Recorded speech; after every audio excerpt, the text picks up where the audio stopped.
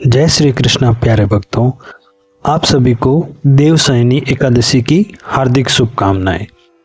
आषाढ़ मास के शुक्ल पक्ष की एकादशी को देवशयनी एकादशी, हरिशयनी एकादशी तथा पद्मा एकादशी के नाम से जाना जाता है। सनातन धर्म में यह एकादशी अत्यंत पवित्र और पुण्यदायी मानी गई है। ऐसी मान्यता है कि इस दिन भगवान श्री हरि विष्णु क्षीर सागर में शेषनाग की सैया पर योग निद्रा में प्रवेश करते हैं। यहीं से चातुर्मास का शुभारंभ होता है, जो पूरे 4 महीनों तक चलता है और देव उठनी एकादशी के दिन भगवान श्री हरि विष्णु पुनः योग निद्रा से जागते हैं। लेकिन यहाँ एक प्रश्न उठता है, क्या भगवान वास्तव में सो जाते हैं? शास्त्र बताते हैं कि यह सामान्य मनुष्य जैसी नींद नहीं है, इसे योग निद्रा कहा जाता है। योग निद्रा का अर्थ है सृष्टि का संचालन करते हुए भी ध्यान और आध्यात्मिक चेतना की एक विशेष अवस्था में स्थित होना है। यही कारण है कि देवशयनी एकादशी केवल एक व्रत नहीं है, बल्कि आत्मचिंतन, संयम, साधना और भक्ति की शुरुआत का प्रतीक माना जाता है। इसी कारण चातुर्मास के 4 महीने में जप, तप, दान, भजन, सत्संग तथा भगवान के नाम स्मरण का विशेष फलदायी माना गया है। अब आइए जानते हैं वह पौराणिक कथा जिसके कारण देवशयनी एकादशी का महत्व और भी बढ़ जाता है। कथा प्रारंभ करने से पहले आपसे एक छोटा सा निवेदन है कि कृपया इस पावन कथा को बीच में अधूरा ना छोड़ें। ऐसी मान्यता है कि श्रद्धापूर्वक संपूर्ण कथा का श्रवण करने से ही उस कथा का पूर्ण आध्यात्मिक फल प्राप्त होता है। यदि आप धार्मिक और पौराणिक कथाओं को सरल भाषा में जानना पसंद करते हैं तो हमारे इस चैनल को अवश्य सब्सक्राइब करें। यदि यह कथा आपको अच्छी लगे तो वीडियो को एक प्यारा सा लाइक करें और अपने प्रियजनों के साथ शेयर करना ना भूलें। तो भक्तों, जानते हैं इस वर्ष 2026 में एकादशी कब है। इस वर्ष देवशयनी एकादशी तिथि का प्रारंभ 24 जुलाई 2026 को सुबह 9:12 से होगा और एकादशी तिथि 25 जुलाई 2026 को सुबह 11:34 तक रहेगी। उदया तिथि के अनुसार देवशयनी एकादशी का व्रत 25 जुलाई 2026 को रहेगा। व्रत पारण 26 जुलाई 2026 को द्वादशी तिथि के दिन होगा। अब आइए बिना समय व्यर्थ किए इस पावन कथा का शुभारंभ करते हैं श्री हरि विष्णु के जय घोष के साथ। जय श्री हरि। महाभारत काल में अर्जुन ने भगवान श्री कृष्ण से विनम्रता पूर्वक पूछा, हे श्री कृष्ण, आषाढ़ मास के शुक्ल पक्ष में आने वाली एकादशी का क्या महत्व है? उस दिन किस देवता का पूजन किया जाता है?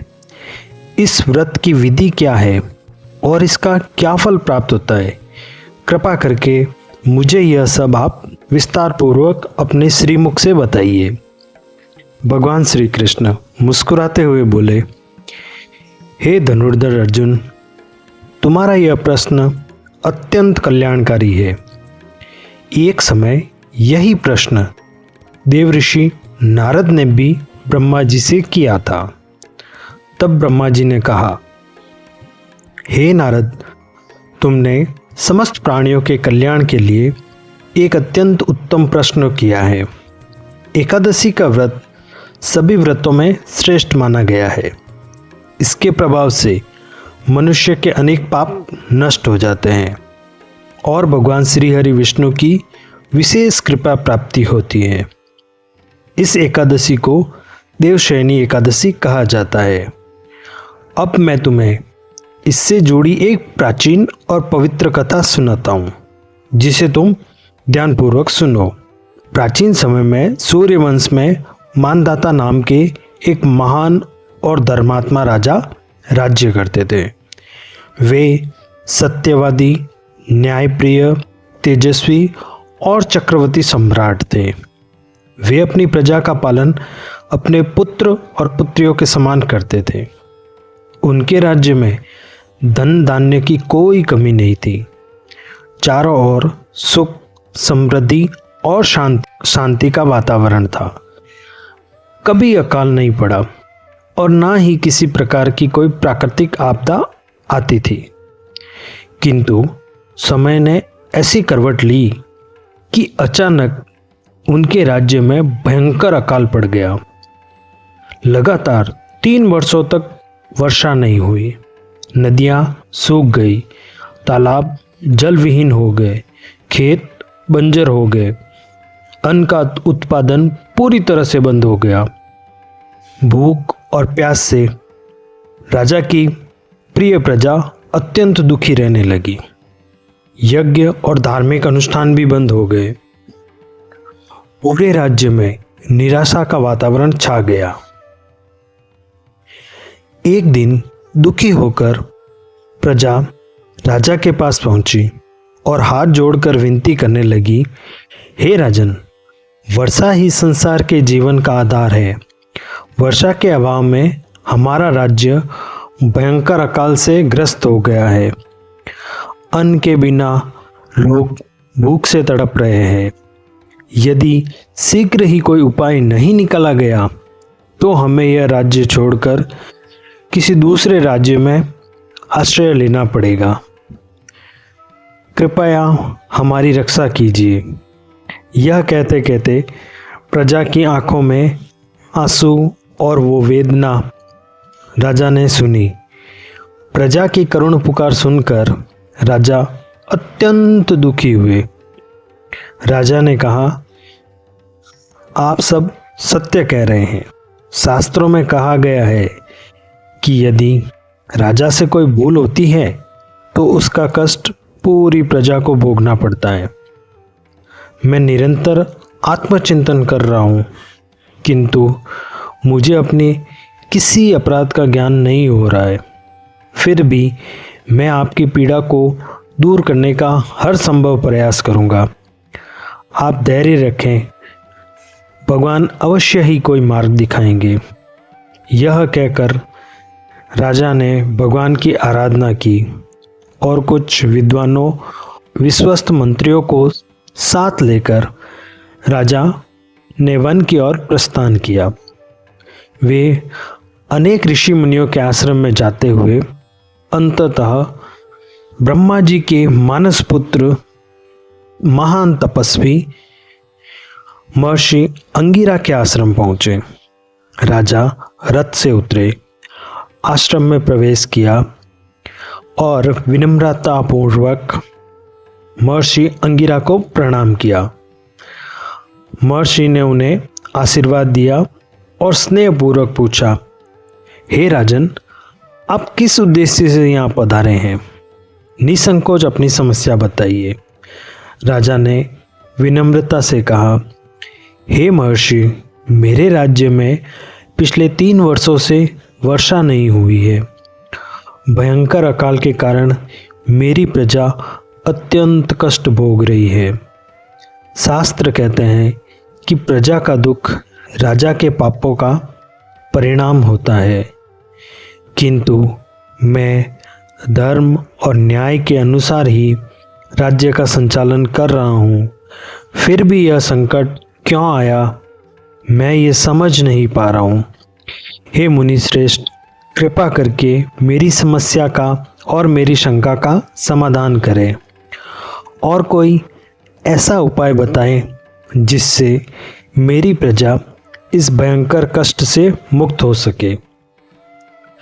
राजा की बात सुनकर महर्षि अंगिरा ने कुछ क्षण ध्यान लगाया और फिर बोले, हे राजन, यदि आप अपनी समस्त प्रजा के साथ श्रद्धा और विधि पूर्वक आषाढ़ शुक्ल पक्ष की देवशयनी एकादशी का व्रत करें, भगवान श्री हरि विष्णु का पूजन करें और धर्म पूर्वक दान पुण्य करें तो भगवान श्री हरि विष्णु अवश्य प्रसन्न होंगे और उनके आशीर्वाद से आपके राज्य का यह संकट समाप्त हो जाएगा और पुनः आपके राज्य में सुख और समृद्धि लौट आएगी।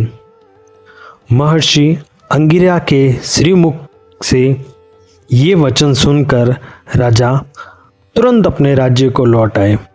उन्होंने स्वयं भी पूर्ण श्रद्धा और विधि पूर्वक देवशयनी एकादशी का व्रत किया तथा समस्त प्रजा को भी इस पावन व्रत का पालन करने के लिए प्रेरित किया और अनुरोध किया। भगवान श्री हरि विष्णु की कृपा से शीघ्र ही राज्य में घनघोर वर्षा हुई। सूखी धरती फिर से हरी भरी हो उठी, खेतों में अन्न लहलहाने लगा और प्रजा अकाल के संकट से मुक्त होकर पुनः सुखपूर्वक जीवन व्यतीत करने लगी। भगवान श्री कृष्ण ने अर्जुन से कहा, हे पार्थ, जो मनुष्य श्रद्धा, भक्ति और पूर्ण विश्वास के साथ देवशयनी एकादशी का व्रत करता है, इस पावन कथा का श्रवण या पठन करता है तथा भगवान श्री हरि विष्णु का विधि पूर्वक पूजन करता है, उसके समस्त पापों का क्षय होता है। उसे भगवान विष्णु और जगत जननी माता लक्ष्मी की विशेष कृपा प्राप्त होती है। उसके जीवन में सुख, शांति, समृद्धि और आध्यात्मिक उन्नति का मार्ग प्रशस्त होता है। चातुर्मास में किए गए जप, तप, दान और भक्ति का कई गुना फल, कई गुना अधिक पुण्य प्राप्त होता है।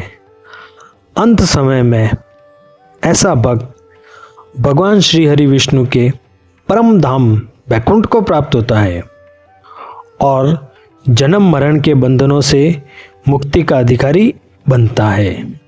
इसलिए प्रत्येक श्रद्धालु को इस पवित्र देवशयनी एकादशी का व्रत श्रद्धापूर्वक अवश्य ही करना चाहिए। प्रिय भक्तों, यदि आपको भगवान श्री हरि विष्णु की यह पावन और पवित्र कथा और देवशयनी एकादशी का महत्व अच्छा लगा हो तो इस वीडियो को एक लाइक करें, अपने परिवार मित्रों के साथ शेयर करें ताकि वे भी इस पावन व्रत का महत्व और कथा जान सके। यदि आपको सनातन धर्म से जुड़ी ऐसी ही पौराणिक कथाएं और धार्मिक यात्राओं के व्लॉग देखना पसंद है तो हमारे चैनल को सब्सक्राइब करना ना भूलें। हम फिर मिलेंगे एक नई धार्मिक कथा और यात्रा के साथ। तब तक के लिए आप सभी पर भगवान श्री हरि विष्णु और माता लक्ष्मी की कृपा सदैव बनी रहे, इसी प्रार्थना के साथ मैं विशाल वैष्णव आप सबसे आज के लिए आज्ञा लेता हूँ। मिलते हैं नेक्स्ट व्लॉग में। तब तक के लिए जय श्री हरि, जय श्री हरि, जय श्री हरि।